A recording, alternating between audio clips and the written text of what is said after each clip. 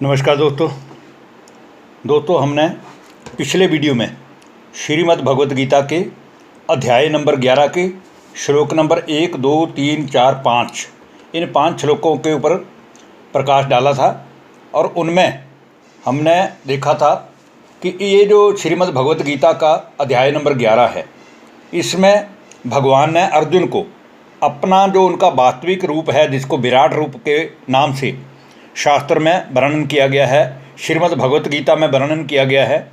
वो विराट रूप कैसा है। क्योंकि अगर हम बात करें स्थूल की तो वो हमें आंखों से देखने में आता है, लेकिन भगवान जो है उसका स्वरूप अविनाशी है, वो अजन्मा है। तो वो अजन्मा भगवान अर्जुन को, जब अर्जुन के कहने के बाद उनको अपना साक्षात्कार कराने वाले हैं, या उन्होंने अपना दिव्य रूप दिखाना है, या बोलें कि वो अपने विराट रूप का दर्शन अर्जुन के कहने के ऊपर उनको कराने वाले हैं। तो आज हम उस विषय के ऊपर बात करेंगे कि आखिर भी इतना लंबा चौड़ा ज्ञान समझने के बाद भी अर्जुन भगवान को अपना सारथी और साथ में होते हुए भी क्यों उनका विराट रूप देखना चाहता था। आखिर वो विराट रूप में और स्थूल रूप में फ़र्क क्या है? क्या भगवान के 2 रूप हैं, या भगवान का वो जो रूप आज अर्जुन देखने वाला है वो रूप वास्तव में भगवान का वास्तविक रूप है? इन दोनों बातों में सत्य क्या है?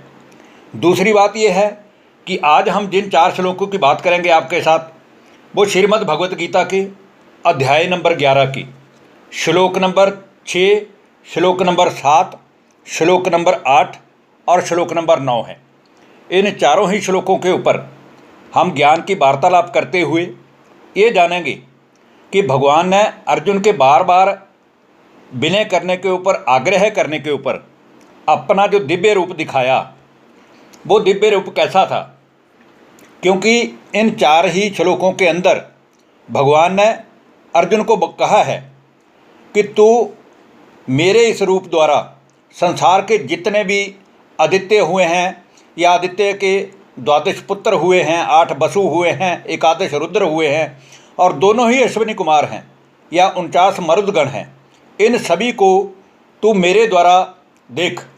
इसके बाद भगवान ने कहा कि जितना भी संसार का जगत आपको नज़र आता है, जितने भी नर नारी या प्रकृति के जो भी जीव संसार भर में तू देख रहा है, वो सब आज जब तू मेरे शरीर के, उस सूक्ष्म शरीर के, उस अलौकिक शरीर के दर्शन कर लेगा, तो तू ऐसा देखेगा कि सारा ही संसार मेरे अधीन है। लेकिन इसके साथ भगवान ने ये भी बताया है कि तू उस मेरे रूप को, तू उस मेरे दिव्य रूप को इन स्थूल नेत्रों के द्वारा नहीं देख सकता,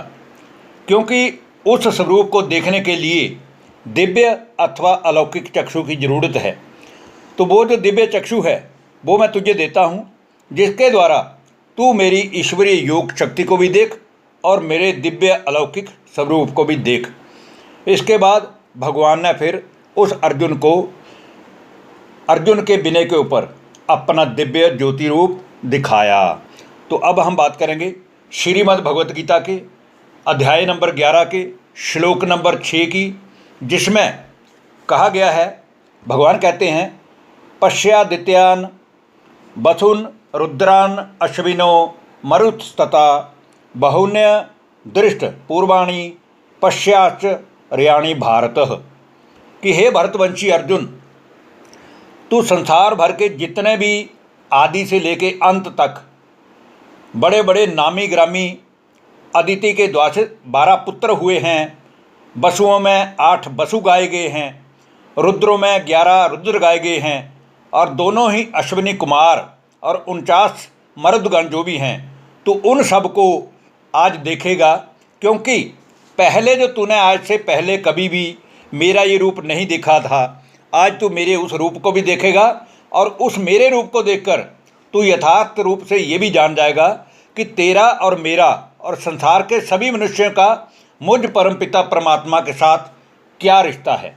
इसके बाद दोस्तों हम बात करेंगे श्रीमद् भगवत गीता के 11वें अध्याय के श्लोक नंबर 7 की, जिसमें कहा गया है,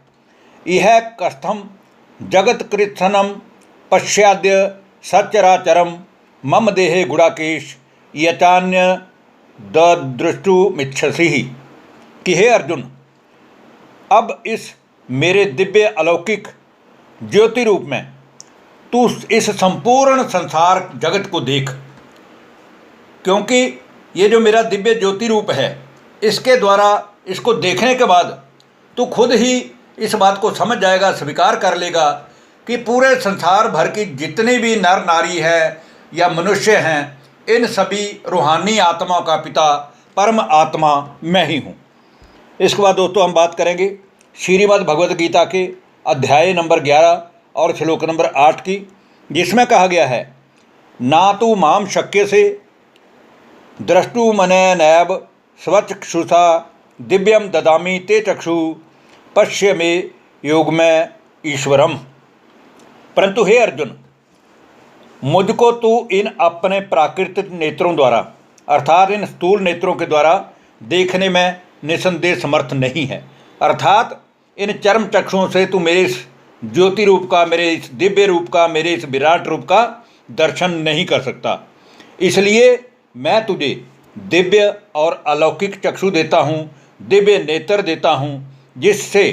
तू मेरी ईश्वरीय योग शक्ति को भी देख और मेरे उस ज्योति रूप को भी देख, जिसको एक जगह से रह के मैं सारे संसार की आत्माओं की देख रेख करता हूँ। अब हम दोस्तों आज की वीडियो के अंतिम श्लोक और श्रीमद् भगवत गीता के अध्याय नंबर 11 की श्लोक नंबर 9 की बात करेंगे, जिसमें अर्जुन और भगवान के बीच अब संजय जी आगे हैं, क्योंकि उधर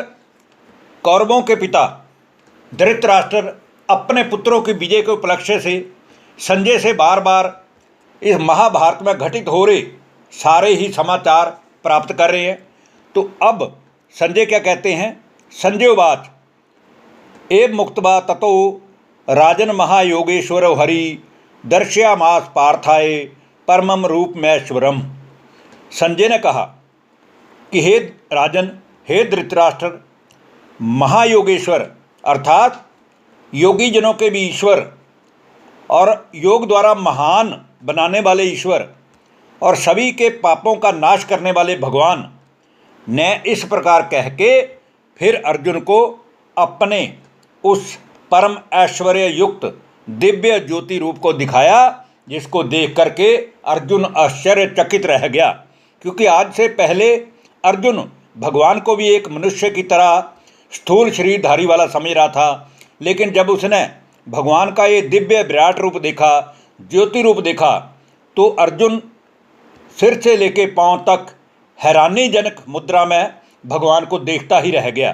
क्योंकि आज से पहले उसने भगवान के इस वास्तविक रूप को, इस दिव्य स्वरूप को, इस अजन्मे रूप को, इस अविनाशी स्वरूप को देखा ही नहीं था।